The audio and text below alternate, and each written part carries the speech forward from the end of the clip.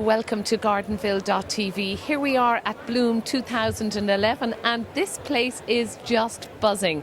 But I'm very lucky. I've just bumped into a very well-known person, Dermot O'Neill. Hello, and how are you today, Dermot? I'm great, thank you.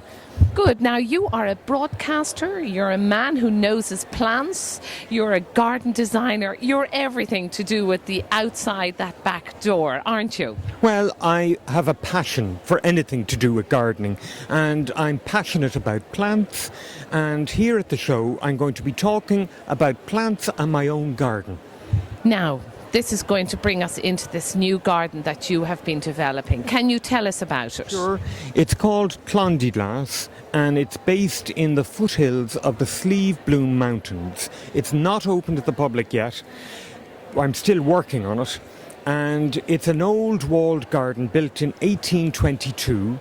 There's an acre and a quarter within the wall, and then I have another acre outside.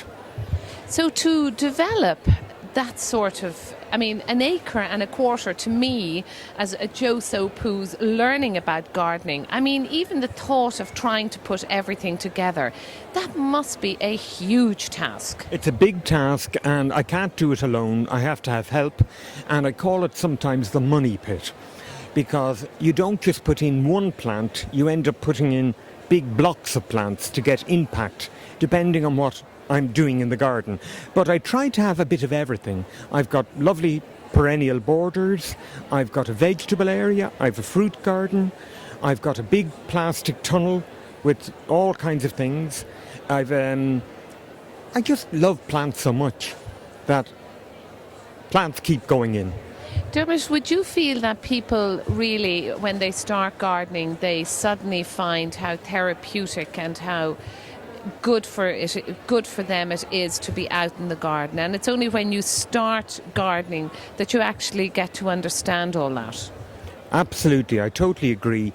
The garden was a huge help to me during a period of ill health not that long ago, and I was able to think about the garden and I was able to go to the garden. It's a great kind of escape from the world, and you just close the door and you're in another world.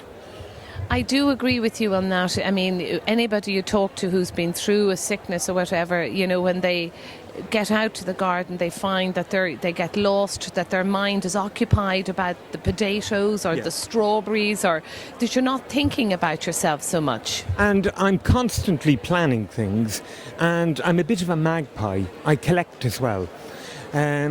Recently I've been collecting magnolias, and I have over 40 different types, and it's to work out where they all go. It's to work out, to give them all the correct space and room, but they're fabulous, really beautiful. Now, Dermot, you're an author. What books have you written? Well, the last big book I did, because I'm working on one at the moment, was the book on roses, which was translated into German, Italian.